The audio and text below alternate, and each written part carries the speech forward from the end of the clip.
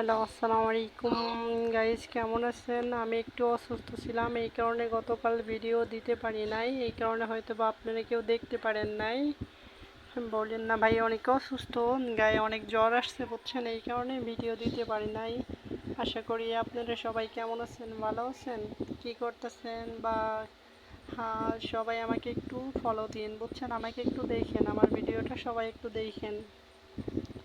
আর মনের মতো একটা মানুষ পাইলাম না ভাই বুঝছেন, মনের মতো এই জীবনে একটা মানুষ পাইলাম না, একটা মনের মতো মানুষ চাই বুঝছেন। আর